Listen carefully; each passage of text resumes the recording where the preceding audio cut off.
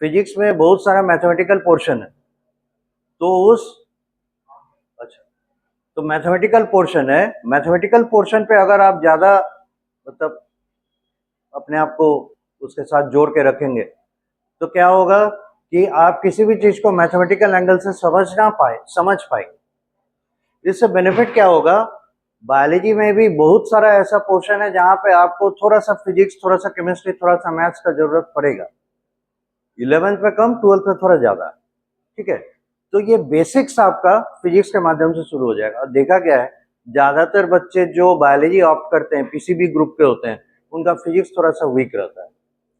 May be कि physics में interest कम है, मे बी ऐसा लगता है कि अरे इसमें बहुत ज़्यादा प्रैक्टिस करना पड़ता है, ये हो, या बहुत सारे लोगों को उसमें लगता है कि अरे इसमें तो मैथमेटिकल लैंग्वेज में बहुत सारा चीज़ सिखाया है, हमारा बायोलॉजी, हम मैथ्स क्यों पढ़े, ये भी बहुत सारे लोगों को लगता है। तो देयर आर वेरियस रीजंस। इसलिए क्या होता है कि हम लोग को थोड़ा सा फिजिक्स पे ज़्यादा कॉन्सेंट्रेट करना चाहिए, बायोलॉजिकल पोर्शन हमारा आसान हो जाता है, समझने में आसान होगा। और फिजिक्स में जितने भी ब्रांचेस हैं उनका mother of all branches is mechanics, जिसको जनरल फिजिक्स कहते हैं, मैकेनिक्स। वो इसमें 8-9 चैप्टर्स हैं, सर पढ़ा ही रहे हैं या उससे कुछ प्लस माइनस होगा। ये चैप्टर्स इतने फंडामेंटल है कि इनका आप फिजिक्स के दूसरे जिस ब्रांच में भी देखिएगा उन सारे ब्रांचेस में इसका यूज होगा, ठीक है। Now coming back to biology.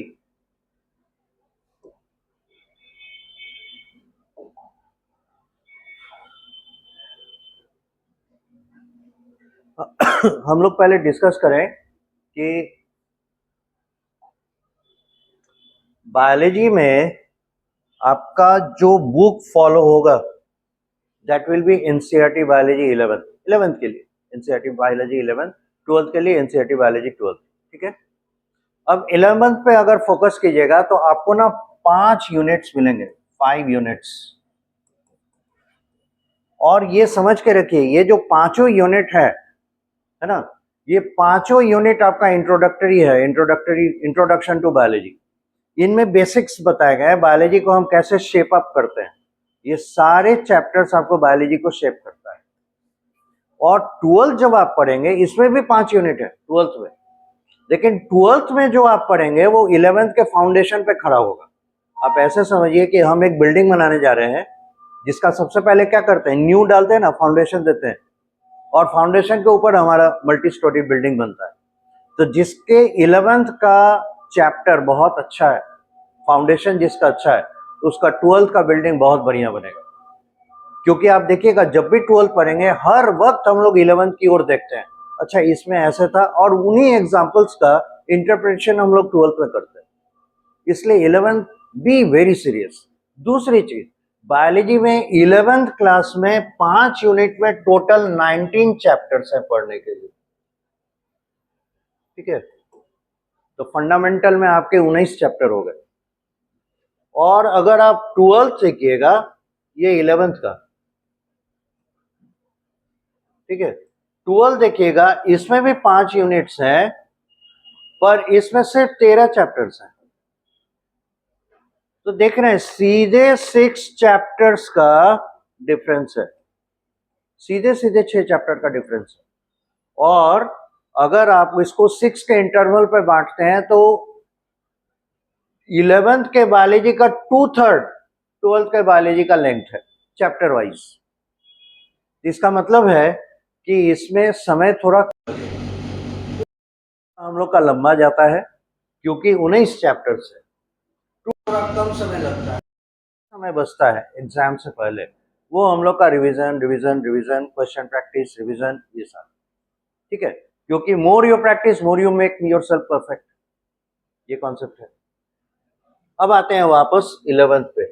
इसका जो स्कीम है, पूरे सिलेबस को कैसे बांटा गया है, तो यूनिट 1 जो है वो हमको बताता है या समझाता है कि दुनिया में कितने तरह के ऑर्गेनिजम्स हैं, हाउ मेनी, ये डील करता है how many types of organisms,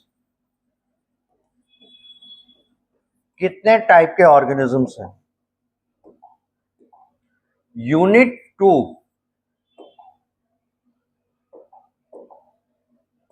ये आपको समझाएगा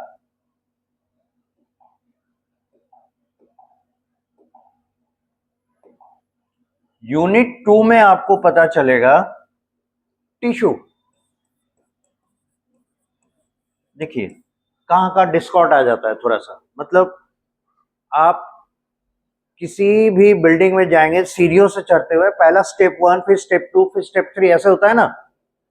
तो आपको अगर पहले ही बताया, देखिए इस बिल्डिंग में 75 कमरे हैं फॉर एग्जांपल, और कमरों की संख्या बताने के बाद हम बोले कि पहले देखिए तीसरा सीढ़ी यहां से शुरू होता है, और उसके बाद बोले देखिए this is the first step. तो आपको कैसा समझ में आएगा? बिल्डिंग के बारे में बहुत अच्छा आइडिया लगेगा क्या? और अगर आपको हम बोले देखिए यहाँ से सीढ़ियां शुरू होती है, this is the first, second, third, fourth, ऐसे स्टेप्स है। उसके बाद देखिए ये फ्लोर है, ये फ्लोर है, ये फ्लोर है, इस फ्लोर पे इतने रूम है, इस फ्लोर पे इतने रूम है। तो आपको बिल्डिंग का बढ़िया आइडिया लगेगा। है बात वही, वो भी वही बोल रहा है जो हम बोल रहे हैं, लेकिन मेरे बताने में एक सीक्वेंस है। और ह्यूमन ब्रेन किसी भी पैटर्न को रीड करता है, सीक्वेंस को। तो अगर आप सीक्वेंस के साथ पढ़ेंगे, सारी चीजें अच्छे से याद रहेंगी। फिजिक्स में भी देखिएगा, हम लोग एक सीक्वेंस में चलते हैं, एक के बाद एक, एक के बाद दूसरा, दूसरे के बाद तीसरा, इस तरीके से सीक्वेंशियल स्टडी होना चाहिए। अब देखिए दूसरे में इसने क्या बताया, टिश्यूज। और टिश्यू बताने के बाद एक बार ले गया आपको प्लांट का ट्रेवल कराने के लिए। प्लांट कैसा, वो भी फ्लावरिंग, ठीक है। जितने भी फ्लावरिंग प्लांट्स हैं, उन फ्लावरिंग प्लांट्स के एक्सटर्नल स्ट्रक्चर के बारे में बताया, बाहर से कैसा दिखता है, रूट कैसा है, स्टेम कैसा है, लीफ कैसा है, फ्लावर कैसा, सीड, फ्रूट, ये सब कैसे हैं, इसके बारे में बताया है। और फिर टिश्यू बताने के बाद, टिश्यू ऑफ कोर्स दो तरह का बताया, प्लांट के बारे में बताया और फिर प्लांट की ये बातें की, और उसके बाद एनिमल टिश्यू यहां पे गच्चा दे दिया। इसने एनिमल टिश्यू के बारे में 11th में नहीं बताया, इस पॉइंट ऑफ व्यू से कि हम तो आपको tissue, animal tissue, plant 9th में पढ़ा चुके हैं। Build your concept on the basis of that. अब देखिए प्लांट में कैसा लाइफ होता है, थोड़ा समझ लेंगे कि पहले तो सबका बेसिक यूनिट सेल है। सेल से बनता है टिश्यू, क्योंकि सेल के एक प्रॉपर एग्रीगेशन को टिश्यू कहते हैं, वो एक ग्रुप में, एक झुंड में काम कर रहे हैं। अब टिश्यूज बनते हैं प्लांट में जाके, टिश्यू सिस्टम, एक लेवल और है टिश्यू का, वो है टिश्यू सिस्टम। फिर टिश्यू सिस्टम ऑर्गेनाइज होते हैं ऑर्गन्स, मतलब अलग अलग टिश्यू सिस्टम अलग अलग ऑर्गन बना रहा है, इस तरीके से। तो वो टिश्यू को सरपास कर गया, क्या कहते हैं उसको, बाईपास करके आगे बढ़ गया। ना तो उसने प्लांट टिश्यू बताया, ना उसने एनिमल टिश्यू बताया।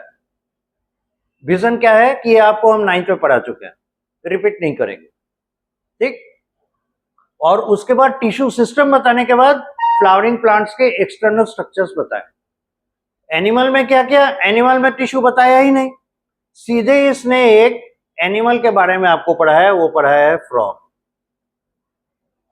अब क्या है, अगर सारे स्टूडेंट्स इतने इंटेलिजेंट होते तो एनसीईआरटी का बुक जो है वो एक आइडियल बुक हो जाता सबों के लिए। है ही आइडियल बुक, है ही, वो रिपीटेशन से बचता है, ठीक है। इससे क्या होता है, बुक का वॉल्यूम कम होता है, स्टूडेंट को पढ़ने में आसानी होती है। But at the same time scenario ये है कि स्टूडेंट्स ज्यादातर सीरियस नहीं होते अप टू 10th। उनको बस लगता है कि हमें मार्क्स चाहिए, मार्क्स चाहिए, हाउ टू गेट मार्क्स, कितना ज्यादा, कैसे हम पढ़े कि ज्यादा से ज्यादा नंबर आए। तो उनका अच्छा पढ़ने का जो टारगेट है, अच्छा पढ़ना यानी अच्छे मार्क्स। सब्जेक्ट नॉलेज लेना है, ये बहुत ही कम स्टूडेंट्स के अंदर देखा जाता है, वो मैटर ऑफ इंटरेस्ट होता है। अधिकतर में क्या होता है, और सब कोई वैसे ही होते ही हैं ज्यादातर, तो लगता है कि किस तरह से अच्छा नंबर लेकर आए। तो अच्छे नंबर के चक्कर में क्या होता है, हम लोग स्टडी जो करते हैं टॉपिक के डेप्थ में नहीं जाते। इसलिए उसने तो अपना काम किया, उसने प्लांट टिश्यू, एनिमल टिश्यू अच्छे से बताया, लेकिन हम मार्क्स के चक्कर में इन पे थोड़ा सा कम ध्यान देते हैं। ऐसे भी 9th में देखते हैं, बायो का 3 ही चैप्टर है, 12-13 जो चैप्टर्स है उसमें 3 चैप्टर बायो के, बाकी 10 चैप्टर आपका फिजिक्स और केमिस्ट्री मिलकर। प्रोपोर्शन देखी तो ज्यादा वेटेज फिजिक्स और केमिस्ट्री का हो गया। इसमें याद कम करना है, स्टूडेंट के दिमाग में ये बैठा रहता है बायोलॉजी में बहुत याद करना है, इन 3 चैप्टर्स को थोड़ा कम और उसको ज्यादा पड़ता है। तो ये सारा चीज कुछ है जो हम लोगों को सब्जेक्ट मैटर से थोड़ा सा दूर ले जाता है। अब यहाँ पे जब सीधे हम टिश्यू सिस्टम बताना शुरू करेंगे, पढ़ना शुरू करेंगे, तो हमारा क्या होगा, टिश्यू वाला पोर्शन तो वीक है, ये आगे और आगे और आगे बिल्कुल गैप होने लगेगा। एक ये प्रॉब्लम। दूसरा, एनिमल में टिश्यू नहीं बता के सीधे फ्रॉग बता दिया, और टिश्यूज के बारे में अगर हम नहीं जानेंगे तो इनके जो डिफरेंट सिस्टम्स हैं, रेस्पिरेटरी, सर्कुलेटरी, एक्सक्रीटरी, है ना, रिप्रोडक्टिव, ये सारे सिस्टम्स कैसे काम कर रहे हैं, क्यों ये ऐसा परफॉर्म करता है, ये पता नहीं चलेगा। फिर लगेगा सब याद करो। ये है इसके दूसरे यूनिट का डिटेल। और तीसरे यूनिट में इसने किया है क्या, इसने बताया है सेल, जिस बारे में हम बात कर रहे थे। तीसरे यूनिट में एक चैप्टर में बताया है सेल, दूसरे चैप्टर में बताया है सेल डिवीजन, और तीसरे चैप्टर में बताया है बायोमॉलिक्यूल्स। तो सारे चैप्टर्स बहुत लॉजिकल हैं, लेकिन हम लोग जैसे अभी बात की, किसी भी चीज को देखना समझना शुरू करते हैं फ्रॉम द ग्राउंड लेवल ना। तो लिविंग ऑर्गेनिज्म का बेसिक फंडामेंटल स्ट्रक्चर क्या होता है, सेल। और ये अगर हमारे तीसरे यूनिट में आएगा, तब तक हम इसके लिए थोड़ा सा एग्रेसिवली जो पढ़ाई करते हैं वो भी कम हो जाएगा और इंटरेस्ट भी कम हो जाता है ना। जबकि शुरुआत यहां से होनी चाहिए। सेल आता, सेल के बाद टिश्यू आता, टिश्यू के बाद आप डिफरेंट टाइप्स ऑफ ऑर्गेनिजम्स देखते, जितने लिविंग लाइफ फॉर्म्स हैं। खैर, तो ये है इसका यूनिट 3। इसमें क्या डिटेल करें। यूनिट 4 के बारे में देखिए, इसने इसमें क्या कहा है, प्लांट फिजियोलॉजी। प्लांट फिजियोलॉजी पढ़ा है। अब आपके लिए एक नया टर्म आ गया, फिजियोलॉजी। तो ये फिजियोलॉजी क्या है, ये होता है study of systems. Study of systems. तो स्टडी ऑफ प्लांट सिस्टम्स में इसने बताया है कि कैसे प्लांट्स रेस्पिरेशन करते हैं, यानी रेस्पिरेटरी सिस्टम इसका जो कैसे काम करता है वो। फिर इसने बताया है इसमें न्यूट्रिशन कैसे होता है, यानी फोटोसिंथेसिस। और फिर इसने बताया है कि इसमें ग्रोथ कैसे होता है। ये 3 चैप्टर इसने रखे, ठीक है। तो फिजियोलॉजी में प्लांट का रेस्पिरेशन, फोटोसिंथेसिस एंड ग्रोथ। और उसके बाद 5th यूनिट जो है, यूनिट नंबर 5, इसमें इसने बताया है ह्यूमन के बारे में। यूनिट 5 डील करता है ह्यूमन फिजियोलॉजी।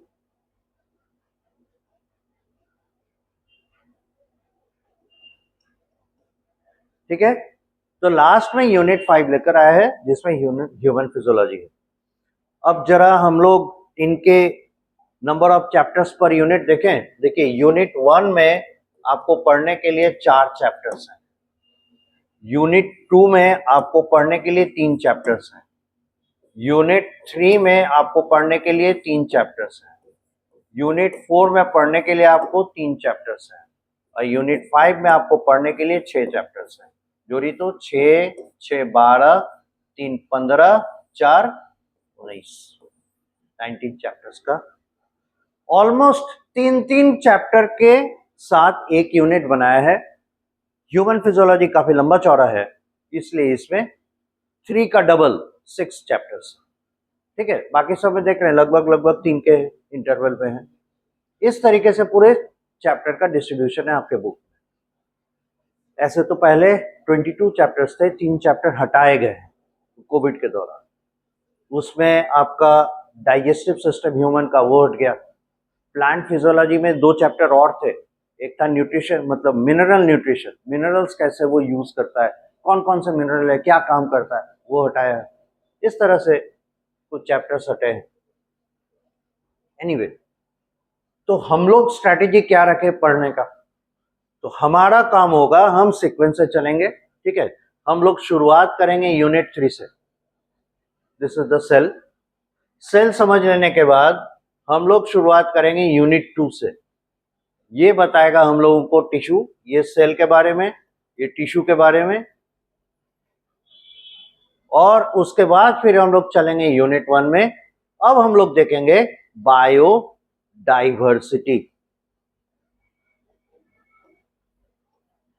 बायोडाइवर्सिटी मतलब different types of life forms on this earth, biodiversity.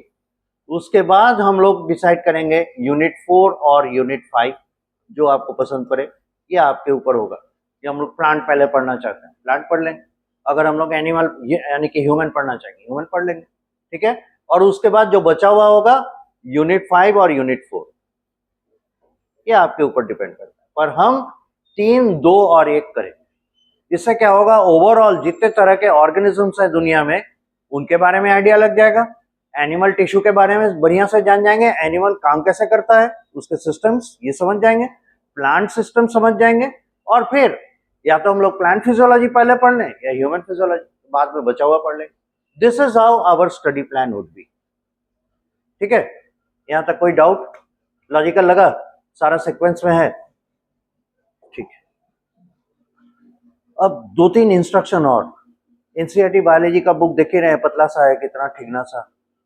तो आप लोग अपने स्वार्थ में 2 काम जरूर करें। बायोलॉजी का कॉपी अलग रखिए, है ना, सबके साथ मिलाकर नहीं रखिएगा। बायोलॉजी का कॉपी अलग रखिएगा, ज्यादा मोटा कॉपी नहीं लीजिएगा। नहीं तो क्या होता है कई बार कि होता है कि एक ही कॉपी में रोज रोज लिखते लिखते लिखते लिखते क्या होता है, उससे थोड़ा सा एफिनिटी कम होने लगता है।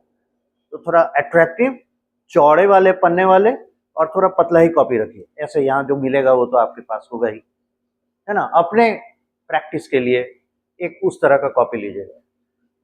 दूसरा, आप एनसीईआरटी बुक ना डेली लेकर आइएगा विथ अ पर्पस। देखिए, फर्स्ट एंड फॉरमोस्ट हमारा जो टेक्स्ट बुक है वो है एनसीईआरटी बायोलॉजी, ठीक है। और हम लोग यहाँ क्लास इसलिए कर रहे हैं ताकि हम एनसीईआरटी बायोलॉजी को अच्छे से समझ सकें। आप 2-3 चैप्टर पढ़ने की कोशिश कीजिएगा, है ना। पहला ही चैप्टर जो हम लोग सेल रखे हैं, सेल से ही पढ़ना शुरू कीजिएगा। 2-3 पैराग्राफ पढ़ते पढ़ते आपको समझ में आ जाएगा कि कुछ ना कुछ ऐसा है जो हम कैच नहीं कर पा रहे, कुछ चीज है जो मिसिंग है। तो एक्चुअली मिसिंग नहीं है, वो एनसीईआरटी इसलिए इस बुक को इस पैटर्न में लिखा है, वो मान के चलता है कि बच्चों ने पिछले क्लासेस में ये सारी चीजें पढ़ी हैं। मतलब हम अगर किसी को मतलब वर्ड सिखा रहे हैं तो हम मान के चलेंगे ना कि इस बच्चे को अल्फाबेट आता है। It is something like that. अब ये बोलेगा कि तुमको अल्फाबेट नहीं आता है, तुम यहाँ कैसे आ गए, go back to that class. ये तो प्रैक्टिकली पॉसिबल नहीं है ना, कि 11th पढ़ने के लिए फिर से कोई 9th पढ़े। तो हम लोग वही काम करते हैं, जो चीज छूटा हुआ है उसको सीक्वेंस में लाने की कोशिश करते हैं। इसीलिए आपको क्या करना है कि एनसीईआरटी बुक डेली लाना। इससे बेनिफिट क्या होगा, हम यहाँ जो पढ़ कर जाएंगे, क्लास खत्म होने के बाद पहला काम होगा किताब में निकाल के देख लेना, सर आज कहाँ से कहाँ तक है। ये हम कभी आपको नहीं कहते कि एक दिन में एक यूनिट खत्म करते हैं, एक दिन में एक चैप्टर, ये पॉसिबल नहीं है। हो सकता है कि हम एक दिन में एक ही पैराग्राफ पढ़ पाए एक क्लास में, या ऐसा भी हो सकता है सिर्फ 2-3 लाइन पे ही हम अटक गए। इसका मतलब है कि आप समझिए कि उसने 2-3 सेंटेंसेस में कितनी सारी डेप्थफुल बातें लिखी है। तो वो एक्सपैंड करना हम लोग के लिए जरूरी है। इसीलिए हम लोग यहाँ पे जो भी पढ़ेंगे, इमीडिएटली आपको एनसीईआरटी बुक में वो खोज लेना है कहाँ से कहाँ तक है ना, और उसको पढ़ लेना है। आपको डाउट होगा ही, कहीं ना कहीं कंफ्यूजन होगा। अगले क्लास में पहला काम करना है, सर ये नहीं समझ में आया, डाउट क्लियर कर लीजिए, then we will go ahead. ठीक है, ये हमारा स्टडी प्लान रहेगा। दूसरा, आपका वीकडेज में ऑफ रहता ही है, सैटरडे संडे देखते ही ऑफ रहता है। तो आप हर दिन का क्लास ना डेट वाइज लिखेंगे। बेनिफिट ये होगा कि एक सैटरडे या संडे बैठ के आज के पूरे हफ्ते की पढ़ाई हम रिवाइज करेंगे, और उसके बाद आप अपने ही खुद के लिए ही खुद टेस्ट प्लान कर लीजिए। हम ये क्वेश्चन जानते हैं कि नहीं, बुक पढ़ते समय आप देखिएगा बहुत सारा क्वेश्चन ऐसा आएगा, है ना, जो आपसे बना नहीं बना। फिर उसके बाद आपको जो पैकेज मिलेगा, स्टडी मटेरियल मिलेगा, उसमें भी कुछ क्वेश्चंस होंगे, उनको भी प्रैक्टिस करने की कोशिश कीजिएगा। नहीं बनता है तो वो क्लास के बाद पूछकर उसका क्लैरिफिकेशन ले लीजिए। ठीक है, क्यों ऐसा है, पढ़ने के साथ साथ क्वेश्चन प्रैक्टिस करना बहुत जरूरी है। वही चीजें जैसे सचिन तेंदुलकर को उनके कोच ने सिखाया, देखो बेटा बॉल ऐसे आएगा, इसको ना बल्ला ऐसे बांधना है, अब वो याद किए हुए हैं, जब वो फील्ड पर जाते हैं बैटिंग करने के लिए, बॉल कैसा वाला आएगा उनको पता है क्या? वो सीखे हैं, पहला बॉल बाउंसर, इसको ऐसे मारना है। हो सकता है डायरेक्ट बॉल फुल टॉस आ जाए। अब तो बेचारे बाउंसर का प्रैक्टिस करके फुल टॉस बॉल आ गया, अब इनको पता ही नहीं है खेले कैसे, क्या नतीजा होगा, या तो चोट लगेगा या आउट होगा। हमारे साथ भी वही हो जाएगा। हम पढ़ते जा रहे हैं, पढ़ते जा रहे हैं, पढ़ते जा रहे हैं, टेस्ट के क्वेश्चन का आइडिया नहीं है, प्रैक्टिस के क्वेश्चन का आइडिया नहीं है, तो क्वेश्चन कैसे आएगा हमको पता ही नहीं है, तो हम आंसर कैसे करेंगे, है ना? इसलिए पढ़ने के साथ साथ कंसर्न टॉपिक के क्वेश्चन सॉल्व करना बहुत जरूरी है, और ये काम केवल बायोलॉजी नहीं, फिजिक्स और केमिस्ट्री में भी आप करेंगे। इससे क्या होगा, आपका कॉन्स्टेंटली बिल्डिंग होता जाएगा, और आप देखिएगा कि आप 1 महीने के बाद कहां पर हैं। तो ये प्रोग्रेसिव अप्रोच आपका होना बहुत जरूरी, राइट? अब हम लोग शुरू करते हैं सेल, जो हम लोग का चैप्टर है। ये यूनिट 3 का चैप्टर 1 है, और अगर ऐसे गिने, पहले में 4, दूसरे में 3, 7, और ये चैप्टर नंबर 8 होगा बुक का, चैप्टर नंबर 8, है ना?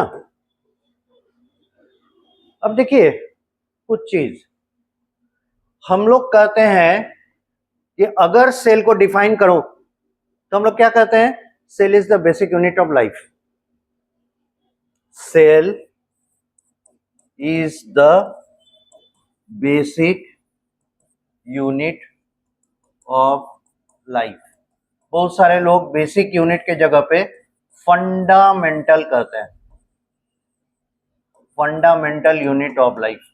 बहुत सारे लोग कहते हैं structural and functional unit of life, ठीक है? तो पूछने वाले के पास देखिए फिर एक तो क्वेश्चन मार्क वाला टर्म आ गया, व्हाट इज लाइफ? आप कह रहे हैं कि सेल वो है जो लाइफ का बेसिक यूनिट है, तो आप ये भी तो बता दीजिए लाइफ क्या है। अब आप डिफाइन कर पाएंगे लाइफ क्या है? यहां पे हम लोग फंस जाते हैं। दूसरा क्वेश्चन आता है, how do you get this definition? कौन दिया, किसके बेसिस पे आप बता रहे हैं? क्योंकि देखिए साइंस का मतलब होता है it is a systematic study.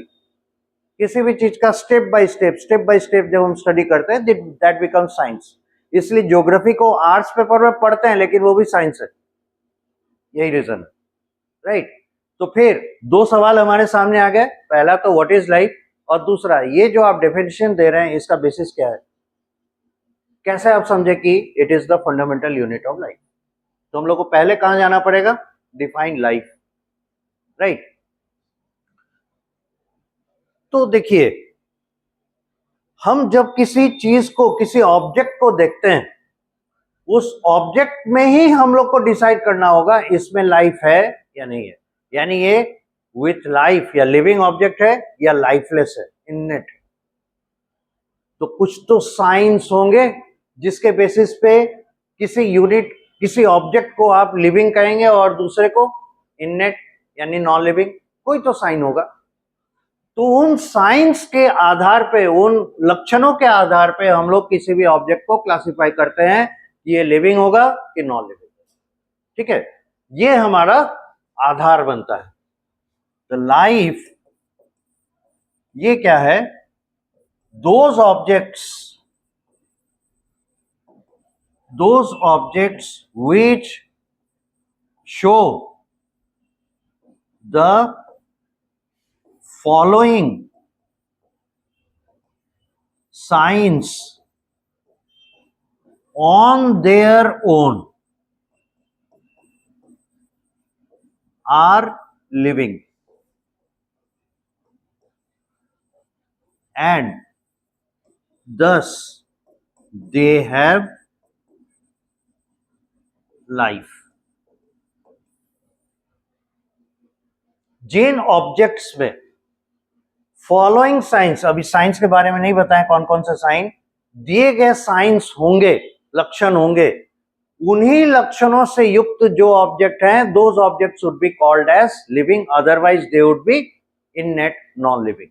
अब है क्या, ये जो साइन है, ये साइन उनको दिखाने होंगे ऑन देयर ओन, अपने आप, विदाउट एनी एक्सटर्नल सपोर्ट। ठीक है, अब वो साइंस क्या है वो देखिए।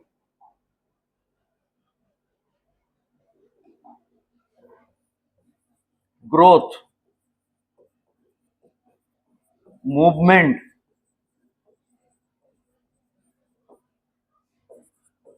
Respiration,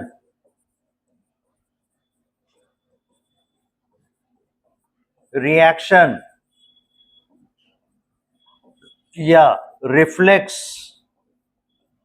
and serial number 5 reproduction.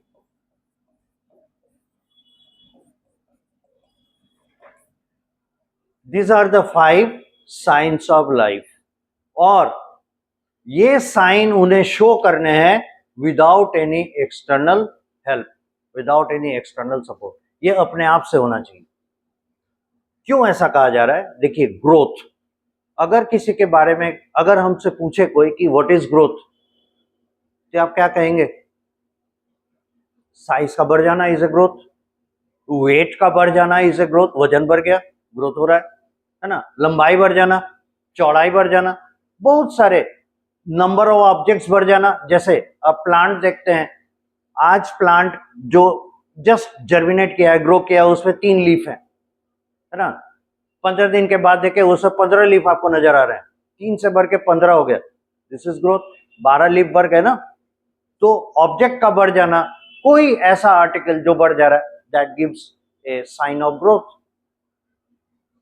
अब दूसरा चीज देखिए, पिट्टो सब कोई खेलते हैं ना, बच्चों ने खेले होंगे, वो क्यूब्स होते हैं, क्यूब को एक के ऊपर एक सजाते हैं, 7 क्यूब रहता है, और उसके बाद बॉल से मारते हैं, फूट जाता है, फिर उसके बाद फिर हम लोग खेल शुरू करते हैं। तो वहां से सोचिए, सब बचपन का खेल है, एक के ऊपर एक, एक के ऊपर एक। अब हम अगर क्यूब्स रखते जा रहे हैं, तो आपको नहीं लग रहा है कि ये क्यूब जो है लकड़ी का गुटका है, इसका ग्रोथ हो रहा है, साइज बढ़ रहा है, लंबाई बढ़ रहा है, हाइट बढ़ रहा है, इट इज अ ग्रोथ, है कि नहीं? बाय द डेफिनेशन कोई भी चीज बढ़े, लेकिन हम लाइफ के साइन के ग्रोथ के साथ इसको नहीं कंपेयर कर सकते। क्यों? क्योंकि अगर हम इंटरफेयर न करें, अगर हम फिजिकली ब्लॉक के ऊपर ब्लॉक न रखें, तो क्या वो अपने आप अपना लंबाई बढ़ाएगा? नहीं कर सकता। तो इसीलिए वो जो उसका हाइट बढ़ा, that was because of external interference. अब एक पपी ले लीजिए, कुत्ते के जो छोटे छोटे बच्चे होते हैं, 10 दिन 15 दिन उसको वॉच कीजिए, 10 दिन 15 दिन के बाद आप वॉच कीजिए, तो जितने छोटे साइज का वो पपी था, 10 से 15 दिन के बाद क्या उतना ही छोटा रहता है? आप देखिएगा बढ़ गया। क्या किसी ने अलग से उसमें मटेरियल जोड़कर उसको बड़ा किया? नहीं, it has grown its size on its own, ये अपने आप हुआ। That is why it is a sign of life. समझ गए? तो ग्रोथ हम लोग कैसे कहेंगे? ग्रोथ है increase in size, increase in weight without any external help, without any external interference, or it is growing on its own, then becomes a sign of life. Growth समझ गए? अब कोई बताएगा मूवमेंट क्या होता है? एक तो देखिए, हम यहां से चले यहां तक गए, दिस इज ए मूवमेंट। ठीक, हम यहीं पे खड़े हैं और पलक झपका रहे हैं, this is also a movement. तो ये मूवमेंट जो है, इनको हम साइन ऑफ लाइफ में लाते हैं। यानी पोजीशन चेंज अगर किसी चीज का हो गया, it is a sign of life. अब देखिए, मान लेते हैं आप एक एंटेना लगाए हैं, केबल पकड़ने के लिए, होता ही नहीं, हम लोग डिश लगाते हैं, ठीक है। किसी कारण से क्या हुआ, डिश को फिट करने में मेरा स्क्रू ढीला रह गया, जिस पेंच से उसको हम लोग कसे हैं वो पेंच ढीला रह गया।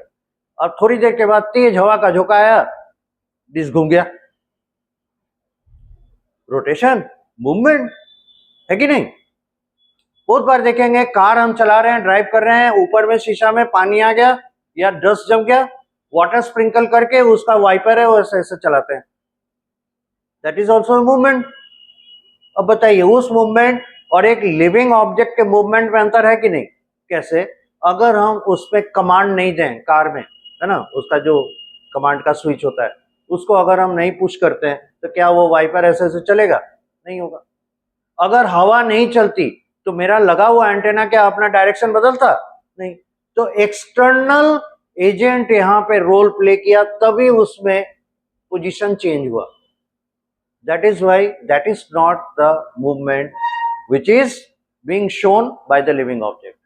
हम जो अपने आंख के पलक को झपका रहे हैं या एक जगह से दूसरी जगह जा रहे हैं, ये किसी दूसरे के बिना सपोर्ट के, it is having done on our own, अपने से हो रहा है, इसीलिए ये साइन ऑफ लाइफ हो गया। तीसरा, रेस्पिरेशन। क्या कोई बताएगा रेस्पिरेशन किसको कहते हैं? This is very important. बोलिए। हाँ, ब्रेकडाउन ऑफ फूड फॉर,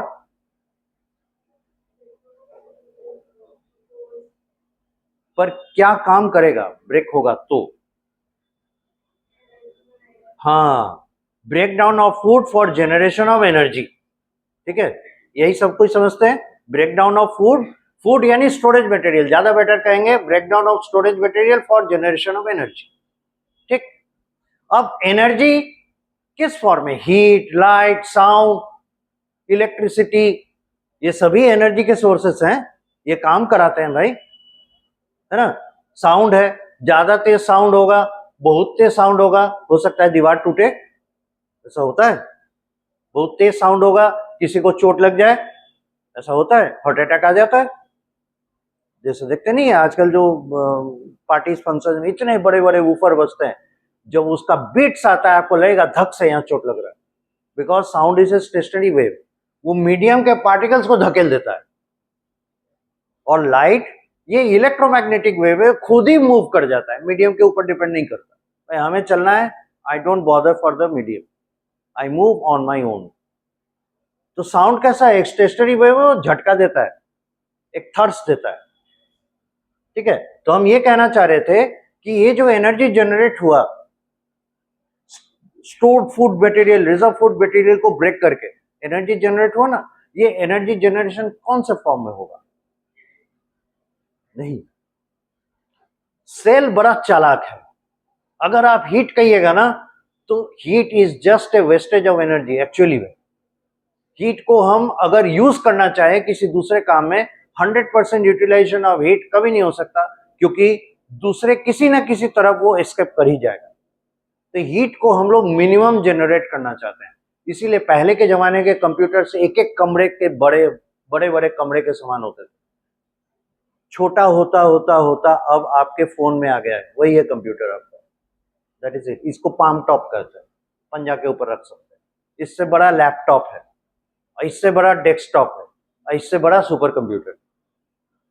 पहला जो कंप्यूटर था आपके पटना यूनिवर्सिटी में था, उस जमाने में स्टैटिस्टिक्स डिपार्टमेंट में था, वो अपने आप में एक 10 बाई 10 के कमरे में रखा हुआ था, इतना बड़ा कंप्यूटर। उसके बाद फिर जमाना आया, कंप्यूटर छोटा हुआ, लेकिन उसमें आने के लिए आपको जूते चप्पल उतार के आने पड़ते थे। डस्ट फ्री रखिए, एयर कंडीशन रखिए, नहीं तो अगर हीट हो गया जल जाएगा। फिर हीट रेजिस्टेंट बना, तब हम लैपटॉप बना पाए। अब तो इतने हम लोग फाइन कारीगरी करके इसमें इलेक्ट्रॉन माइक्रोस्कोप से इसका नेटवर्क सेटिंग करते हैं, इसके अंदर वायरिंग करते हैं, इतने फाइन वायर्स होते हैं। इसलिए पहले के जमाने के कंप्यूटर का पार्ट चेंज भी हो सकता था, इसमें कोई नहीं कर सकता, क्योंकि वो जो नेटवर्क है, जो सर्किट है, वो आंख से दिखेगा ही नहीं, तब रिपेयर क्या कीजिएगा? इसलिए उसका पार्ट ही चेंज होता है। जहां पे जो सर्किट का जो क्यूब है, अगर ज्यादा कुछ हो गया, पूरा मदरबोर्ड चेंज कीजिए जिसमें सारा कुछ लगा हुआ है। तो कहने का मतलब है कि हीट एक ज्यादातर करके वेस्ट ही हो जाता है। तो सेल जो है वो हीट के फॉर्म में इस एनर्जी को नहीं जनरेट करता, बल्कि ये कोशिश करता है हम ऐसा स्टोर मॉलिक्यूल बनाएं जिसको हम फ्यूचर में यूज करें। इसलिए लाइफ जहां पे है, और वो जो एनर्जी जनरेट करेगा, that energy will be generated in the form of ATP, adenosine triphosphate. Respiration का अल्टीमेट एम है जनरेट, प्रोड्यूस एटीपी। और जब कोई काम करना होगा, आप लोग केमिस्ट्री के 3 पार्ट होते हैं, फिजिकल केमिस्ट्री, इनऑर्गेनिक केमिस्ट्री और एक ऑर्गेनिक केमिस्ट्री, उसमें आप पढ़ेंगे हीट एंड थर्मोडायनामिक्स वाले पोर्शन में, जब केमिकल बॉन्ड्स टूटते हैं तो हीट जनरेट होता है, और अगर हम कपल कर देते हैं एक रिएक्शन को दूसरे रिएक्शन के साथ, तो एक रिएक्शन का प्रोडक्ट दूसरे रिएक्शन के रिएक्टेंट की तरह काम करके उस रिएक्शन को पूरा करा देता है। सेल इसी प्रिंसिपल पे चलता है। तो एटीपी बनाता ही इसलिए है ताकि दूसरे रिएक्शन को फ्यूल करने के लिए उसको केमिकल एनर्जी मिल जाए। इसलिए सेल क्या करता है, रेस्पिरेशन करके फूड मटेरियल को, यानी स्टोर्ड फूड मटेरियल जो भी रिजर्व मटेरियल है, उनको ब्रेक करके एटीपी प्रोड्यूस करता है। This is respiration. This is the definition of respiration. E, reserve food material breakdown and generation of energy in the form of ATP. Now, हम ATP का एक एक एटम का अरेंजमेंट जानते हैं, कौन सा एटम कैसे बना हुआ है, और आप 12th में देखेंगे भी, इसके स्ट्रक्चर भी हम लोग लिखेंगे। अभी तो लग रहा है एडिनोसिन ट्राइफॉस्फेट, और आपको पता चलेगा ये 3 अलग यूनिट्स के कॉम्बिनेशन से एक यूनिट मॉलिक्यूल बना, एडिनोसिन ट्राइफॉस्फेट। तो है क्या ये जो बना, इसको हम केमिकली जानते हैं, लेबोरेटरी में सिंथेसिस कर लेते हैं, करने के बाद पता चलेगा इतना मेहनत से एटीपी बनाए और ये स्टेबल ही नहीं है, बनते के साथ टूट गया। पर सेल की महानता देखिए, वो बना बना के सेल में जिंदा रखता है, बना के स्टोर रखता है, और जब जरूरत पड़ता है इसको यूज कर लेता है। और हम इसको लेबोरेटरी बना के टेस्ट ट्यूब में रख के ये सोचे कि बैटरी की जगह एटीपी यूज कर लें, काहे बैटरी खर्चा करें, हम एटीपी यूज कर लें, एटीपी स्टोर करके रखें, एटीपी को यूज करें, पूरी तरह से एनवायरमेंट फ्रेंडली है। बैटरी बनाएंगे तो उसका बहुत सारा वेस्ट निकलेगा, ये तो एनवायरमेंट फ्रेंडली मॉलिक्यूल है, बायो मॉलिक्यूल है, इसमें क्या बुराई है। प्रॉब्लम यह है, in the test tube you can not preserve ATP for a fraction of second. और ऐसा क्यों है, एक टर्म आएगा फ्री एनर्जी चेंज, इसका बड़ा हाई है, -30 किलो जूल पर मोल। एक मोल एटीपी तोड़ेगा, 30 किलो जूल एनर्जी रिलीज होगा। किलो जूल, समझ रहे हैं, एक मोल, तो इट्स ह्यूज। और जब इतना एनर्जी रिलीज होने वाला है, नेचर में फट से टूट जाएगा, इट वोंट स्टे। पर सेल की महानता देखिए, इसको जमा करके रखता है। This is respiration. हम चाहकर भी इसका मिमिक्री करना, इसको कॉपी करना लेबोरेटरी में हमारे लिए पॉसिबल नहीं। So respiration is one of the most fundamental science of life. जो जीवित होगा जरूर एनर्जी जनरेट करेगा, नहीं तो ये वैसा ही हो गया, हमारे घर पे कार खड़ा है, पेट्रोल डाले ही नहीं साहब, और सोच रहे हैं कि कार का ही नहीं चल रहा है, चलेगा? फ्यूल दे ही नहीं रहे हैं, एनर्जी जनरेट ही नहीं हो रहा है, तो ये भी फ्यूल को एनर्जी के फॉर्म में स्टोर करके रखता है। एक लेवल आगे, हम उस लेवल पे नहीं है, एक लेवल आगे। और जानते हैं ये लेवल कब आया? बिलियंस ऑफ ईयर्स एगो, जब दुनिया में पहली बार लिविंग सेल एग्जिस्टेंस में आया था, उसी समय ये हो गया था, और आज तक हम इसका कॉपी नहीं कर पाए। This is respiration, see the beauty. Now reaction और रिफ्लेक्स, अब ये क्या चीज है, इसका तो देख ही लिए भाई, हम लोग इसको आर्टिफिशियली क्रिएट नहीं कर सकते। रिएक्शन और रिफ्लेक्स, रिफ्लेक्स क्या है, जैसे हम बैठे हैं, बगल से मक्खी गुजर जाए, हटेंगे ना, है ना? जैसे हम पढ़ा रहे हैं, अनमाइंडफुली चलते चलते हम किनारे आ गए, फट से पीछे की तरफ जाएंगे। तो रिफ्लेक्स क्या है, हम अपने स्टेबल कंडीशन को मेंटेन करना चाहते हैं अपने आप। अगर इस स्टेबल कंडीशन को भड़काने के लिए कोई ऑपोजिट फोर्स आता है, तो हम उसके ऑपोजिट डायरेक्शन में जाके अपने आप को फिर से स्टेबल कर लेते हैं। जैसे आगे जा रहे थे, अब आगे जाएंगे, गिर जाएंगे, तो हम आगे ना जाके पीछे की ओर जाते हैं, ताकि क्या होता है, हम अपनी जगह पे बैठे रहे। मक्खी इधर से गुजर रही है, अगर हम नहीं हटेंगे तो चोट लग जाएगा, इसलिए अपना स्टेबल पोजीशन बनाने के लिए हम पीछे हटते हैं। अगर गर्म चीज छू जाए, जैसे मम्मी सुबह में मान लेते हैं आपको गर्म दूध पीने के लिए दी, या आपको चाय का आदत है, आप गर्म चाय पीने गए, जैसे ही जीभ में लगा ज्यादा गर्म है, अब क्या करते हैं, फट से हटाते कि नहीं? कोल्ड ड्रिंक पीने गए, कई बार होता है, गर्मी का दिन है, अभी पता ही नहीं चलता, बाहर का टेम्परेचर इतना ज्यादा, मुंह को पता चलता है भाई कितना ठंडा है, एक बूंद गया, पता चला दांत सनसनाने लगा, फट से क्या करते हैं, रुक जाते हैं, ऐसा थोड़ी करते हैं कि पूरा उड़ेल लिए। तो दैट इज ए रिफ्लेक्स।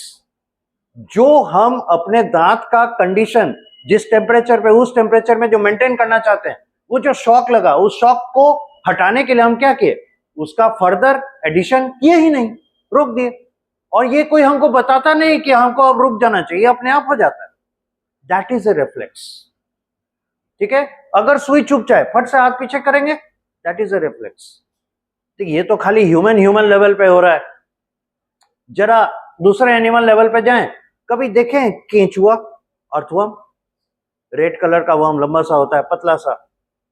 अब देखिएगा गौर करके, वो ना ऐसे जगह पे रहेगा जहां पे सनलाइट बहुत कम है या छांव है, वहां पे रहता है। और अगर गौर से देखिएगा केंचुआ को, मान लीजिए उसको आप फर्श पे ले आए जहां सीमेंटेड फ्लोर है, तो उसके चलने के बाद देखिएगा पीछे ना पानी का एक लकीर खींचा हुआ रहता है, ये चीज है। फिर आप शेल देखें, घोंगा, ये भी बरसात के दिन में काफी निकलता है। तो वो जब आगे चलेगा, पीछे पानी का लकीर छोड़ते हुए जाता है। इन दोनों में कॉमन पार्ट हम देख रहे हैं क्या, पानी, वाटर, उसके बॉडी सरफेस के ऊपर रहता है। जानते हैं क्यों? क्योंकि ये दोनों ही एनिमल जो है वाटर का सरफेस ऊपर मेंटेन करता है और उसके मदद से वो रेस्पिरेशन करता है, ब्रीदिंग करता है। क्योंकि एयर का ऑक्सीजन पहले उसके बॉडी के ऊपर जो मॉइस्चर है उस पर डिसॉल्व करता है, और वहां से ऑक्सीजन उसके स्किन के थ्रू ब्लड में जाता है, जो भी उसके बॉडी फ्लूइड है उसमें जाता है। इस तरीके से वो रेस्पिरेशन का माध्यम है, मीडियम है। अब जरा सोचिए, अगर वो बेचारा धूप में चला गया, सनलाइट पे तो हीट होता है ना, हम कपड़ा सुखाने के लिए धूप में ही तो डालते हैं। तो ऐसे में अगर उसको ज्यादा धूप लग गई, क्या हाल होगा? It will dry. और इसीलिए अगर वो सूखने लगा तो सांस नहीं ले पाएगा। तो जैसे ही सनलाइट उसके तरफ पड़ेगा, वो कोशिश क्या करेगा, छिप जाने का। इसलिए वो शेडी प्लेसेस पर आता है। एक और चीज है, कभी देखे हैं या घर में जब खाना बनता होगा, देखिएगा मम्मी या दीदी जो भी खाना बनाती है, या जो भी लोग हैं, वो नमक आखिर में डालते हैं। नोटिस किए? अच्छा खाना बनाने का तरीका ये है, शुरू में नमक नहीं डालना। बिना नमक के खा सकता है क्या कोई? नहीं खा सकता। तो सब्जी में, भुजिया में, जो भी आप खाते हैं उसमें नमक तो होता ही है, सॉल्ट होता ही है। Salt is the last one to add. Reason क्या है पता है? क्योंकि ये ना सॉल्ट जहां पे भी जाएगा लिविंग सेल के पास, वो वाटर एक्सट्रैक्ट कर लेता है। वो क्यों? वो प्रिंसिपल हम लोग पढ़ेंगे, पर ये वाटर एक्सट्रैक्ट कर लेता है उसके वजह से। तो आप जहां पे उसको ड्राई फ्राई करने जा रहे हैं, उसमें ढेर सारा पानी आ जाएगा, तो क्या वो फ्राई हो पाएगा? पानी में फ्राई नहीं, बॉयल होता है, तो आपका सब्जी का जो स्वाद है वो बिगड़ जाएगा। इसीलिए जो भी कुक होते हैं वो हमेशा देखिएगा, जिसको पता है कैसे खाना बनाना है, वो salt is the last one to be added. इसका मतलब क्या हम समझ रहे हैं? ऐसा क्यों किया जाता है? क्योंकि पानी बाहर ना आए, इसलिए। अब use the salt over the केंचुआ। अर्थवर्म के आसपास जरा सॉल्ट लगा के देखिए, रख के देखिए, वो तुरंत वहां से भागेगा। अगेन सेम थिंग, वो डिहाइड्रेट हो जाएगा तो फिर मर जाएगा। ये जो शेल है उसके ऊपर अगर सॉल्ट छिड़कते हैं, वो भी मरने लगेगा, इसलिए वहां से भागेगा। सॉल्ट से भागता है, सनलाइट से भागता है। What is it? It is a reflex. ये बाहर से नहीं हो रहा है, अपने आप हो रहा है। कोई उसे ट्रेनिंग नहीं दे रहा है, उसके बॉडी का अपना रिएक्शन है। जैसे ही ये चीजें उसके साथ होंगी, it will try to retract itself. This is reflex. Plants में बड़ा आसान है, हम लोग बचपन में पढ़े हैं। एक अंधेरे कमरे में एक छेद से रोशनी आ रही है, उस रोशनी से दूर एक पॉटेड प्लांट को, गमले में लगे हुए पौधे को रख दीजिए, डेली पानी दीजिए, 15 दिन के बाद उस गमले को ऑब्जर्व कीजिए। आप देखिएगा जिधर से लाइट आ रहा है, ब्रांच का बेंडिंग उस डायरेक्शन में हो जाता है। Why? Because sunlight is needed for photosynthesis. उसको खाना बनाने के लिए सनलाइट का जरूरत है। अब अगर इधर है, लाइट उधर है, कैसे उसको सनलाइट मिलेगा? इसलिए वो बेंड कर जाता है सनलाइट की तरफ। This is what? रिफ्लेक्स। ये कोई सिखाया नहीं उसको, वो सीधा बढ़ने वाला पौधा है, ऐसा बेंड कर जा रहा है। This is reflex. और मूवमेंट के अंदर भी आता है। तो जो भी लिविंग ऑर्गेनिजम्स हैं, वो ये सारी चीजें शो करता है। Now the most important one, the reproduction. Reproduction क्या है? It is a capacity of an organism to produce newer organisms of similar type, या तो सेम टाइप या similar type. This is reproduction. जैसे हमारे या दूसरे किसी भी ऑर्गेनिज्म के एक्सटर्नल एजेंट के बिना इंटरफेरेंस के ऑर्गेनिजम्स अपने जैसे जो लिविंग ऑब्जेक्ट्स हैं अपने जैसे नए ऑब्जेक्ट्स क्रिएट करते हैं, like the born of the puppies, born of the kitten, है ना, बिल्ली के बच्चे, है ना, कुत्तों के बच्चे, ये अपने आप हो रहे हैं, इन्हें कोई एक्सटर्नल एजेंट हेल्प नहीं कर रहा है। अब इसी चीज को हम एग्जाम्पलीफाई करें, अगर मान लेते हैं हमारे पास कोई इननेट ऑब्जेक्ट है, लाइक बहुत सारे कार्स हैं, आपको कोई पर्टिकुलर कार का मॉडल पसंद आया, शोरूम में जाएंगे, एक लाइन से उसी मॉडल की 50 कारें खड़ी होंगी, तो इसमें से बताइए कि कंपनी में ये सारी कारें तो एग्जैक्टली सिमिलर बनाई हुई हैं, तो क्या ये रिप्रोडक्शन नहीं है?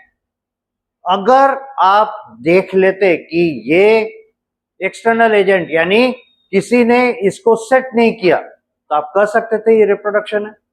लेकिन आप फैक्ट्री में जाने के बाद देखेंगे कोई उसका नट लगा रहा है, कोई उसका बोल्ट लगा रहा है, कोई उसका शेप ढाल रहा है, कोई उसके पार्ट्स को अपनी जगह पे रख रहा है, उसको फिट कर रहा है, तब जाके ये ढांचा, ये आकार बन रहा है इस कार का।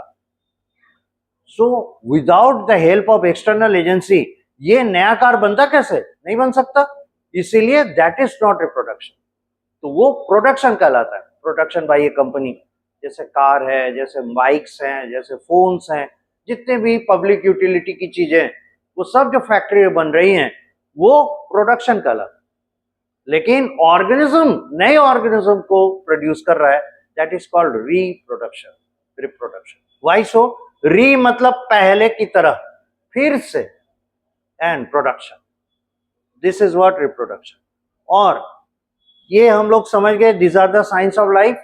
और जिस ऑब्जेक्ट में ये सारे साइंस ऑफ लाइफ मिलेंगे उन्हें हम लोग कह देंगे लिविंग ऑब्जेक्ट। अब यहां पे क्वेश्चन आता है, इन पांचों में मोस्ट फंडामेंटल कौन होगा? Most fundamental.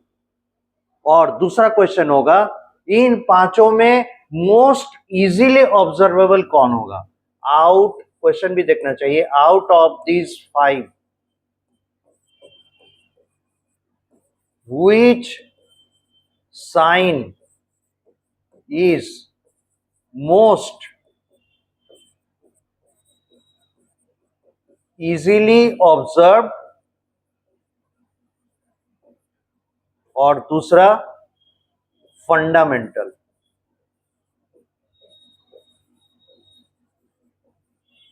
फंडामेंटल मतलब समझ रहे हैं, बाकी सारे हो ना हो, पर अगर ये नहीं होगा हम इसे नहीं मानेंगे लिविंग ऑब्जेक्ट।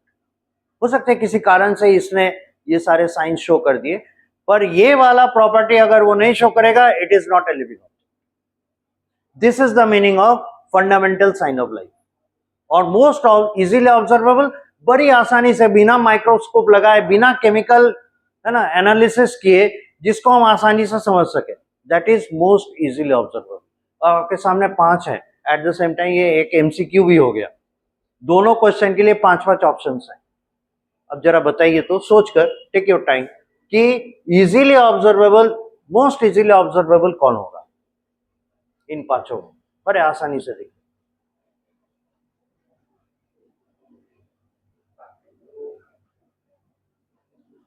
मोस्ट इजीली जो होगा ना, उसमें आएगा रिफ्लेक्स। क्यों? हम बता रहे हैं। थोड़ी देर के लिए आप सोच सकते हैं कि हाँ, हमको बड़े आसानी से ग्रोथ दिख सकता है, 2 दिन वेट करेंगे, 3 दिन वेट करेंगे, हमको डिफरेंस दिख जाएगा, 10 दिन वेट करेंगे, डिफरेंस दिख जाएगा। पर हम किसी चीज, जैसे अर्थों में यहां से गुजर रहा है, हम उसका रिफ्लेक्स अगर देखना चाहते हैं, उसको सनलाइट में ला दिया, छोड़िए, नमक डाल दिए, मूवमेंट हुआ, उससे दूर भागने की कोशिश की, इसके लिए हमको 3 दिन 4 दिन तो वेट नहीं करना पड़ा, इंस्टेंटली दिखा, शॉर्टेस्ट पॉसिबल टाइम में। तो शॉर्टेस्ट पॉसिबल टाइम में जो हमको प्रॉपर्टी दिख रहा है वही ना मोस्ट इजीली ऑब्जर्वेबल हो जाएगा। बताइए लॉजिक। इसलिए मोस्ट इजीली ऑब्जर्वेबल में आंसर नंबर 4 आएगा। एग्रीड। अब मोस्ट फंडामेंटल में देखिए यहां पे तो रिप्रोडक्शन स्कोर करेगा मोस्ट फंडामेंटल में, तो मोस्ट फंडामेंटल में चॉइस नंबर 5। अब क्यों, ये हम आपको एग्जांपल से समझाते हैं। वायरस के बारे में सुने हैं ना, वायरस एक ऐसा एंटाइटी है, मतलब एक क्या कहें, एक अरेंजमेंट है, राइट। एक ऐसा अरेंजमेंट है, वो बेचारा ना ग्रोथ करता है, कभी भी नहीं दिखेगा वायरस का साइज। जैसे कोविड के टाइम में देखे होंगे, भर भर के सारे लोगों ने रिसर्च पेपर में डाले कोविड का वायरस ऐसा दिखता है, बड़ा डरावना सा, इतना बड़ा बॉल है, उसमें ऐसे ऐसे नुकीले स्पाइक्स लगे हुए हैं। इस तरह का जो वायरस होता है ये है कोविड का वायरस, ये कोरोना वायरस है। उसको हाईलाइट किया, बहुत सारे लोग मर भी गए, है ना, उससे फाइट नहीं कर पाए, उनका इम्यून सिस्टम उनके सामने हार गया। पर जितने भी कोविड वायरस नए बने, कभी देखे हैं वो कोविड का वायरस बढ़ के इतना लंबा हो गया? नहीं, वो जितने छोटे साइज का था, इलेक्ट्रॉन माइक्रोस्कोप से उसका इमेज लिया है, वैसा के वैसा ही है। बेचारा 3 साल 4 साल तक कोहराम मचाया पूरी दुनिया में, करोड़ों लोग मर गए, लेकिन इसमें ग्रोथ है कि हुआ ही नहीं? हुआ ग्रोथ? नहीं हुआ ना। तो यहां पे इसने स्कोर नहीं किया। मूवमेंट सुने ही होंगे उस समय, देखिए हाथ बढ़िया से धोइए, सैनिटाइज कीजिए, मुंह पे पट्टा लगाइए, लाइक दैट कवर मास्क, है ना। अगर आप कहीं जाते हैं, हेयर को भी कवर करके रखिए, अपने आके एक शील्ड रखिए, एटसेट्रा एटसेट्रा। वाई? क्योंकि वो टच से, एयर ब्लो से, दूसरे इस तरह के मीडियम जो कि एक पार्टिकल को दूसरे जगह ले जा सकते हैं, उनके मदद से ही बढ़ता है, कहीं किसी के पास चल के नहीं गया।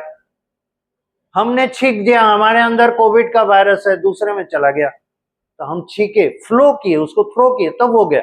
अपने से क्या क्या, यहां भी बेचारे ने स्कोर नहीं किया। Movement is also not there. तीसरे नंबर पे कौन है? रेस्पिरेशन। ये तो नदारत है, क्योंकि वायरस का कंपोजिशन आप देखेंगे, इसका ऊपर का कवर रहता है एक प्रोटीन का, और इसके अंदर में रहता है केवल और केवल न्यूक्लिक एसिड। वो या तो डीएनए होगा या आरएनए होगा, तीसरा कोई भी चीज इसमें नहीं पाया। एक प्रोटीन का कवर छोटा सा और एक आरएनए या DNA. This is the structure of A virus. अब चाहे कैसा भी हो, प्लांट वायरस हो, एनिमल वायरस हो, बैक्टीरिया को अटैक करने वाला वायरस हो, कोई भी हो, उसमें यही 2 चीजें होती है, तीसरा कुछ नहीं। भाई जब उसके अंदर साइटोप्लाज्म बोल के जो चीज होता है, जो लिविंग पार्ट ऑफ लाइफ है, वही नहीं है, तो कहां से एनर्जी जनरेट करेगा? नहीं करता है, रेस्पिरेशन भी नहीं करता। फिर रिएक्शन रिफ्लेक्स, कुछ नहीं, कोई रिफ्लेक्स नहीं, कोई रिएक्शन, यहां पे तो ये साफ 0। लेकिन रिप्रोडक्शन भाई करता है। लेकिन रिप्रोडक्शन भी कैसे करता है? सीधे तौर पे नहीं, ये नहीं कि पेड़ पे लटका हुआ है, कोविड का वायरस नंबर बढ़ा रहा है, नॉट एट ऑल। यहां फर्श पे गिरा हुआ है, कोविड का वायरस अपना नंबर बढ़ा रहा है, नेवर। कोविड क्या, दुनिया का कोई भी वायरस इस तरीके से अपना नंबर नहीं बढ़ाता। तो करता कैसे है? It enters it's specific host. वो अपने घर के लिए इतना स्पेसिफिक है, उस घर में जब तक नहीं जाएगा तब तक वो कंफर्टेबल नहीं होता है बेचारा, और जैसे आया वैसे ही निकल जाएगा। नहीं, यहाँ पे हमको मन नहीं लग रहा है, हम यहाँ नहीं रहेंगे, निकल जाएंगे। ठीक है, this is how the viruses are. For example, अगर किसी के बॉडी में, है ना, प्लांट का वायरस घुस गया, जैसे बहुत सारे लोग तंबाकू चबाते हैं मजे से, तंबाकू का पत्ता चबाते हैं, तंबाकू के पत्ते में वायरल अटैक होता है, वो प्लांट वायरस है। अब चबाने के दौर पे उसको भी चबा गया तो मुंह में गया ना, तो तंबाकू में जो डिजीज दिया उसके पत्ते पे, टोबैको लीफ पे, अब तो इसको भी डिजीज हो जाना चाहिए था, कुछ नहीं होता। बोलता है ये मेरा घर नहीं है, मेरा घर तंबाकू का लीफ है, हम वहीं जाएंगे तो कंफर्टेबल रहेंगे, यहां मेरा नहीं गुजारा होने वाला, बेचारा निकल जाता है। So it doesn't accommodate itself outside its specific host. They are very much specific for their host. एकदम चुना हुआ है इसका होस्ट, तो अपने होस्ट के अंदर जाता है और तब जाके जब कंफर्ट देखता है तो वो अपना नंबर बढ़ाता है, इंक्रीज देयर नंबर। तो यानी ये कंडीशनल ब्रीडर है, कंडीशन चाहिए, होस्ट का सेल चाहिए, होस्ट के सेल में जाएंगे तब हम अपना नंबर बढ़ाएंगे, अदरवाइज हम नहीं कर सकते। और सिर्फ इस कंडीशनल ब्रीडिंग के कारण, कंडीशनल रिप्रोडक्शन के कारण हम भले ही इसके बाकी साइंस ऑफ लाइफ नहीं है, इसे बिटवीन लाइफ या लिविंग एंड डेड बताते हैं, ओनली बिकॉज ऑफ दिस। तो आप इससे अंदाजा लगा सकते हैं रिप्रोडक्शन कितना फंडामेंटल है, how much fundamental is the reproduction, कि वो नॉर्मली किसी भी साइन को शो नहीं किया, केवल कंडीशनल रिप्रोडक्शन शो किया, still it is being included between. ये तो बहुत बड़ी बात हो गई, सारा साइन ये डेड की तरह शो कर रहा है, सिर्फ कंडीशनल होने के कारण बिटवीन लाइफ एंड डेथ आ गए। इसलिए हम लोग रिप्रोडक्शन को most fundamental sign of life मानते हैं। ठीक है, अब इतना सारा चीज पढ़ा दिए सर, क्यों? Because we wanted to define life. Why for? Life क्यों डिफाइन किए? बिकॉज मिनिमम लेवल पे ये सारी चीजें जहां दिखाई देंगी, that is a cell. Got the idea? ये छोटा सा चीज देखते हैं कितना एक्सप्लेनेशन मांगता है। अब आपसे कोई पूछे व्हाट इज सेल, आप उसके साथ पूरी तरह से डिस्कशन करके एक पैनल में बैठ के एक्सपर्ट की तरह बोल सकते हैं, है कि नहीं? This is the depth we need. और जब आपको इतनी बेसिक चीजें पता होंगी, अब इससे रिलेटेड अगर कोई क्वेश्चन रहेगा, कहीं गलती होगा नहीं, तो हमारा अप्रोच इस लेवल का रहेगा। Got the point? आगे बढ़ सकते हैं? तो हम लोग लिखते हैं the above mentioned signs of life are found present at the minimum level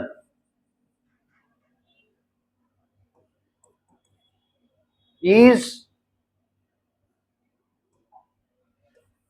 in the cell. Therefore,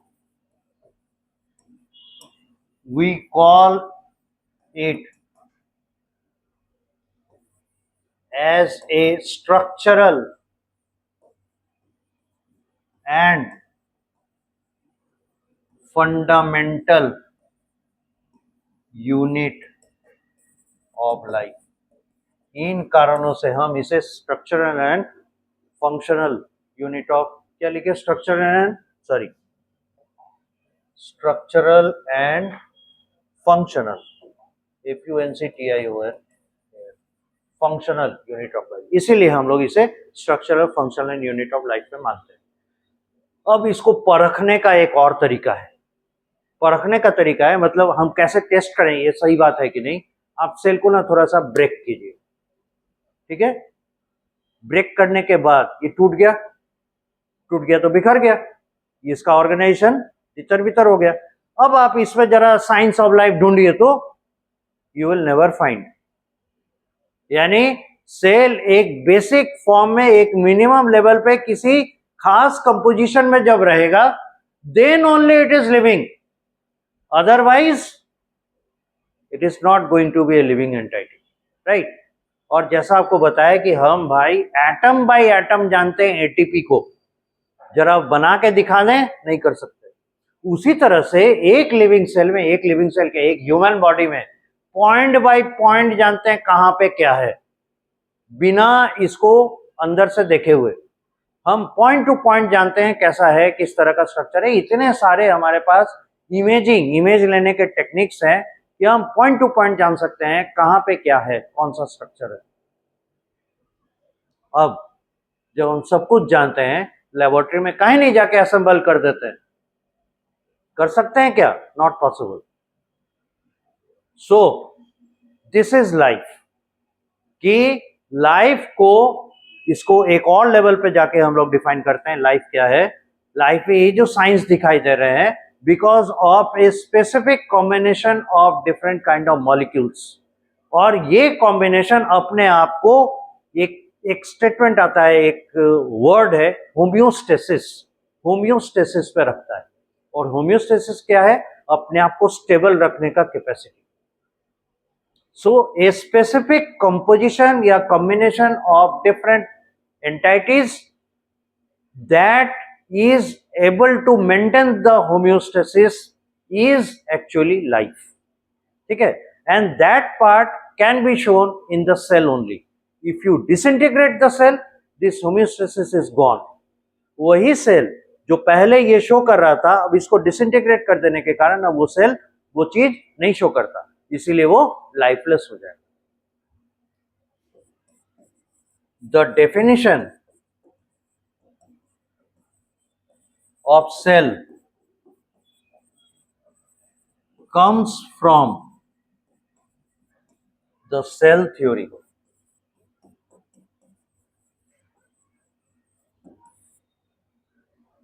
cell के बारे में हम लोग जो इतना लंबा चौड़ा भाषण दिए, जो डिफाइन किए, उसको एस्टेब्लिश किए, ये कहां से आया? सेल थ्योरी के बेसिस पे। और अगर ये सेल थ्योरी नहीं होता तो हम सेल को डिफाइन भी नहीं कर पाते। So this is so interesting. Now the thing is what,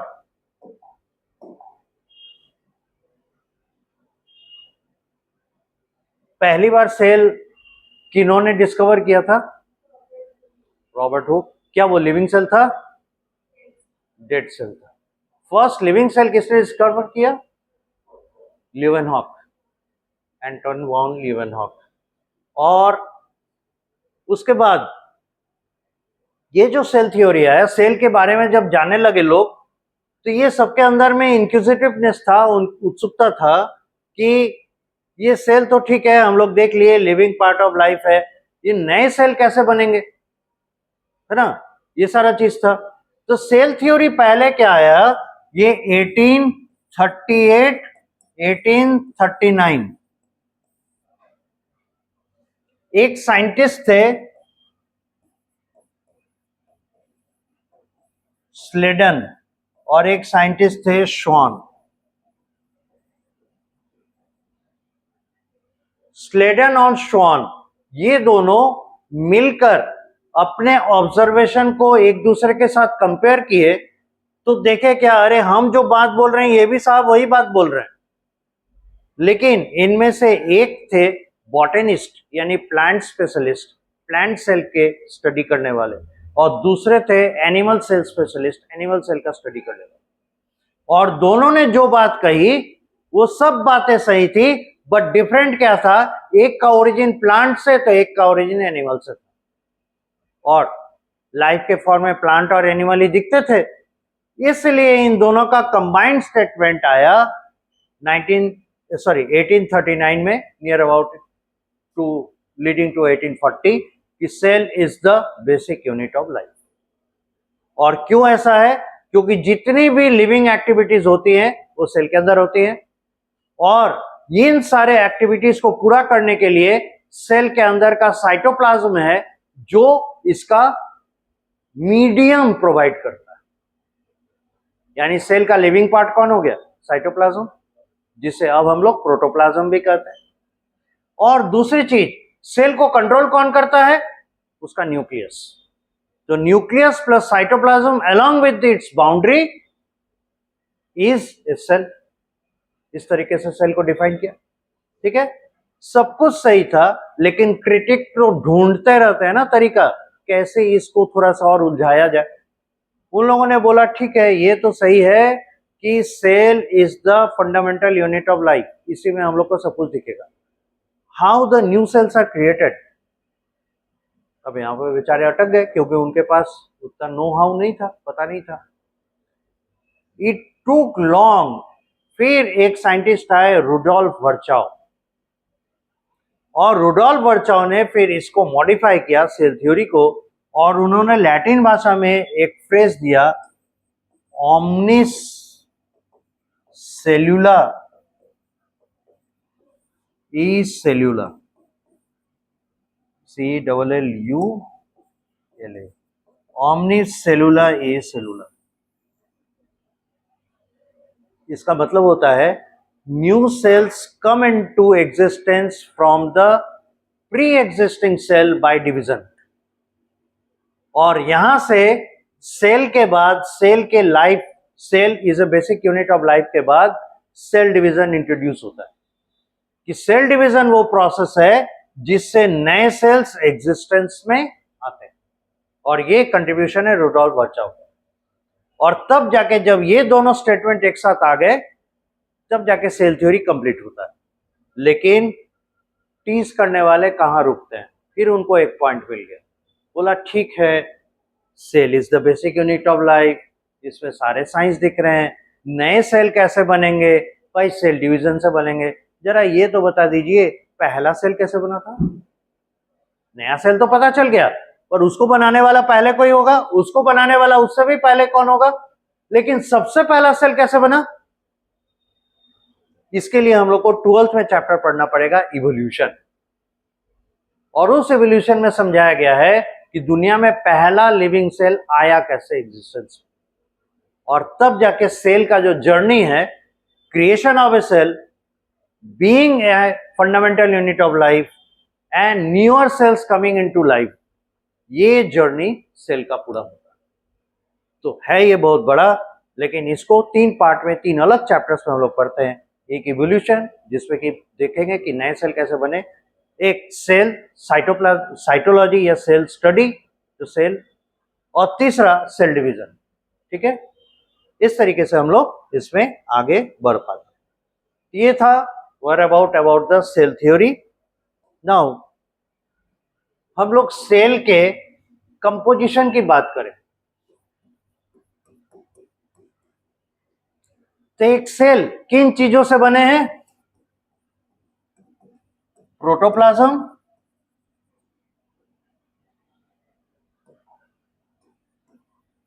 या कई जगह पे इसे हम साइटोप्लाज्म भी कह सकते हैं, एंड न्यूक्लियस। ठीक है, प्रोटोप्लाज्म एंड न्यूक्लियस। तो देखिए, यूनिवर्सली किसी भी सेल में लिविंग पार्ट प्रोटोप्लाज्म या साइटोप्लाज्म होता है, इसलिए तो होगा ही होगा। लेकिन जब माइक्रोस्कोप बहुत एडवांस हो गया, डेवलप हो गया, और हम बहुत सारी चीजें देखने लगे, तो हम पाते हैं क्या, बहुत सारे ऐसे सेल्स हैं जिसमें न्यूक्लियस नहीं रहता, बहुत सारे सेल्स हैं जिसमें न्यूक्लियस रहते हैं। तो on the basis of nucleus,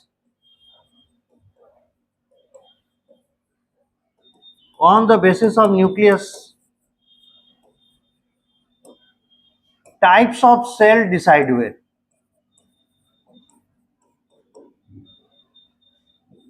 तो एक को कहा गया प्रोकैरियोटिक सेल, और दूसरे को कहा गया यूकैरियोटिक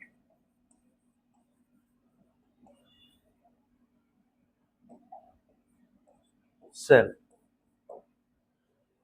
अब देखिए क्या इंटरेस्टिंग चीज है,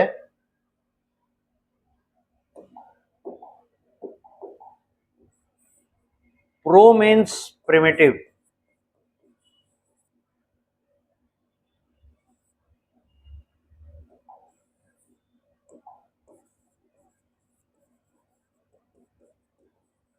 और कैरियोटिक आया कहां से? कैरियोट से, और कैरियोट मतलब होता है न्यूक्लियस।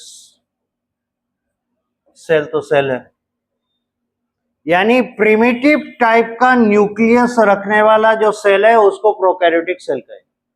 और यू यू मतलब होता है कंप्लीट, मॉडर्न, न्यू, कई सारे है ना इसके मीनिंग आते हैं।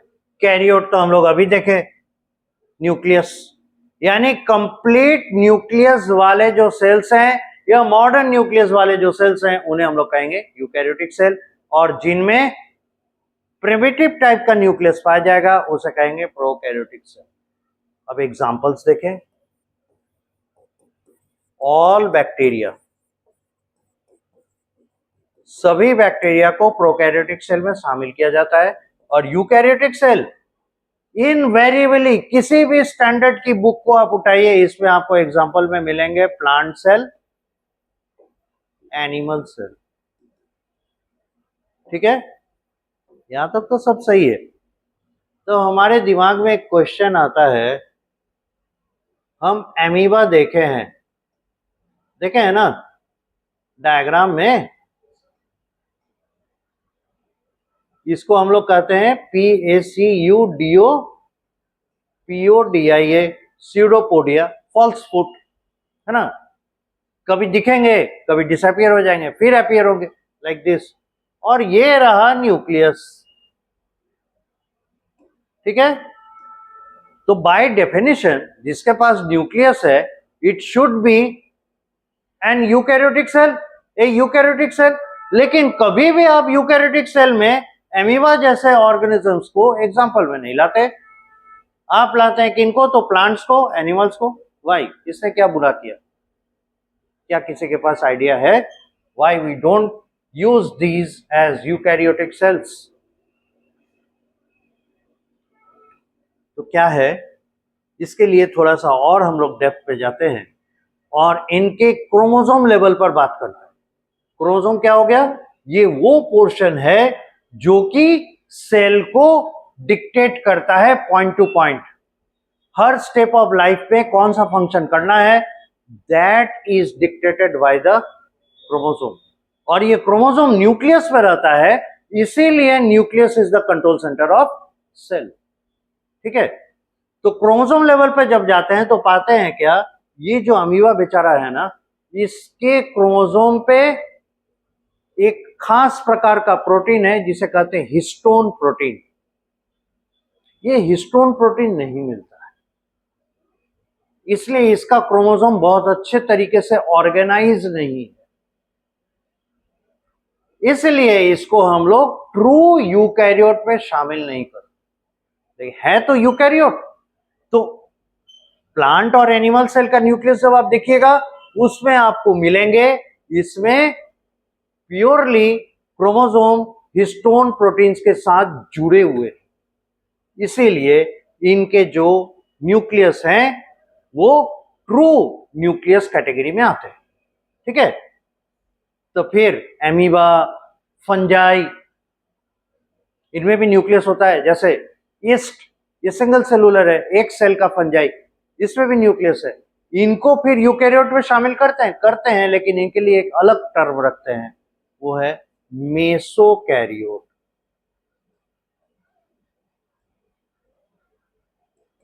इनके लिए टर्म यूज करते हैं मेसोकैरियोट। ठीक है, यानी कि eukaryotes are also of two types. एक हो गया मेसोकैरियोट और दूसरा हो गया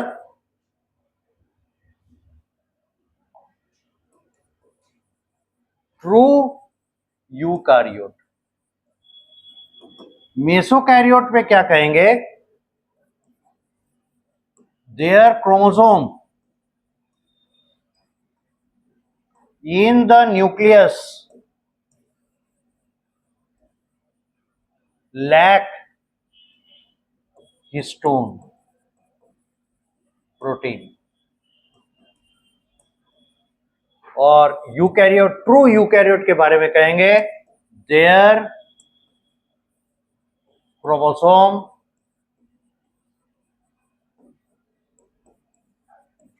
in the nucleus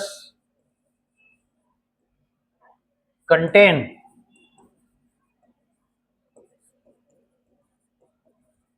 histone protein। और तब जाके हम लोग एग्जाम्पलीफाई करना शुरू करें तो इनके एग्जाम्पल में आ जाएंगे प्रोटोजोआ, फंजाई एटसेट्रा, और इनके एग्जाम्पल में आएंगे तब जाके प्लांट सेल, एनिमल सेल। अब बोलिएगा sir protozoa cell, fungal cell ये सब क्यों नहीं बोले? रीजन क्या है? ये होता है सिंगल सेलुलर और ये अलग ही लेवल पे है, ये होता है माइसेलियम लेवल का। अब ये माइसेलियम क्या हो गया? इसमें मल्टी सेलुलर स्ट्रक्चर तो है लेकिन सेल्स के बीच में जो एक डिवीजन होना चाहिए ना, एक सेल प्लेट कंप्लीटली होना चाहिए ताकि पता चले हाँ भाई यहां तक पहला सेल, यहां से दूसरा सेल, यहां से तीसरा, वो नहीं होता। सभी सेल्स आपस में इंटरकनेक्टेड रहते हैं। इसलिए एक तरह से देखें तो ये मल्टी सेलुलर है, दूसरी तरह से देखें ये सिंगल सेलुलर जैसा लगता है। तो मल्टी सेलुलर और सिंगल सेलुलर के बीच में है, इसीलिए इन्हें माइसेलियम या फिलामेंट कहा जाता है, इनका जो स्ट्रक्चर है।